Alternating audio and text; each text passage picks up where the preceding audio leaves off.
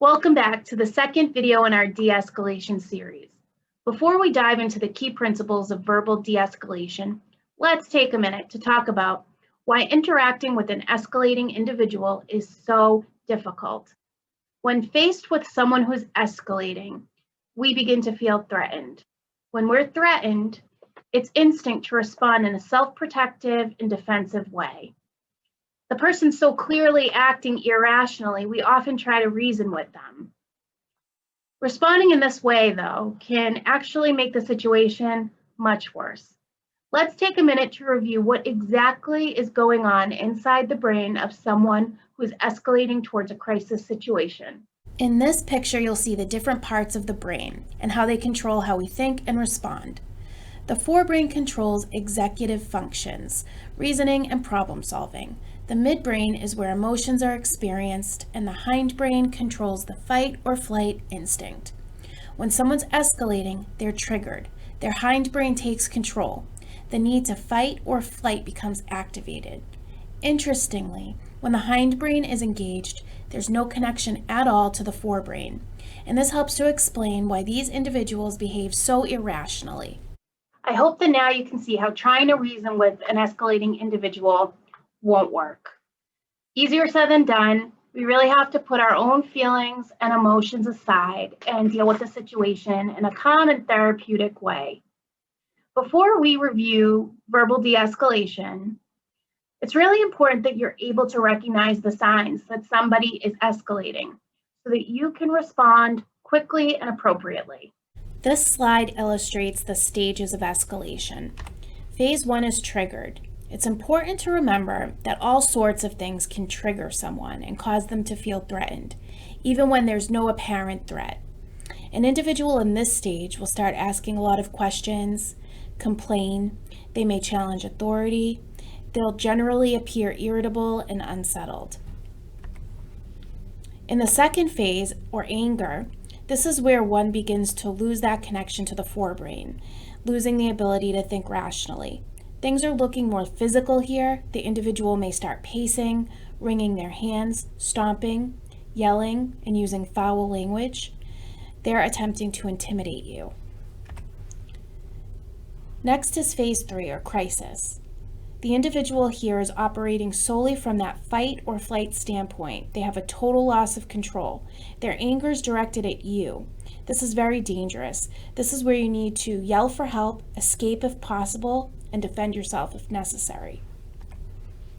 Finally, in the last recovery phase, the individual will often have no recollection of the crisis or things they said or did.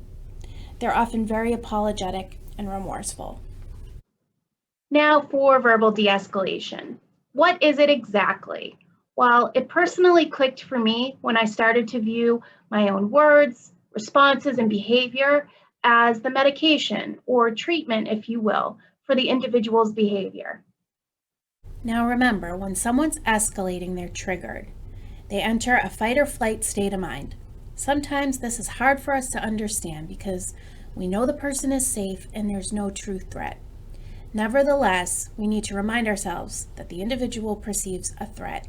Here you'll see 10 tips of de-escalation. These include respecting the other's personal space, staying calm, keeping responses short and simple, identifying the other's wants and feelings, active listening, sometimes agreeing to disagree, setting clear boundaries, and offering choices.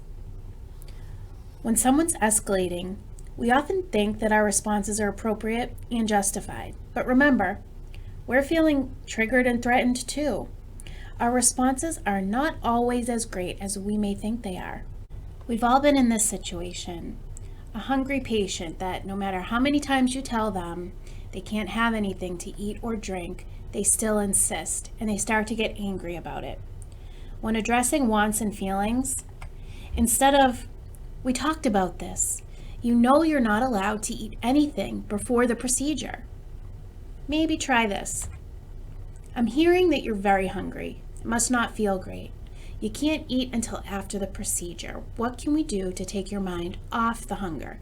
Would you like to go for a walk or maybe listen to some music?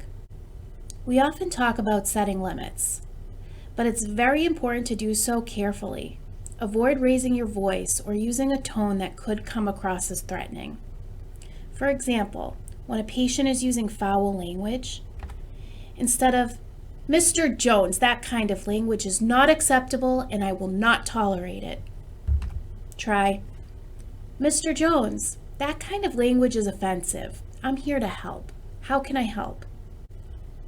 Often one of the most difficult things to do is ignore challenging questions and not engage in a power struggle.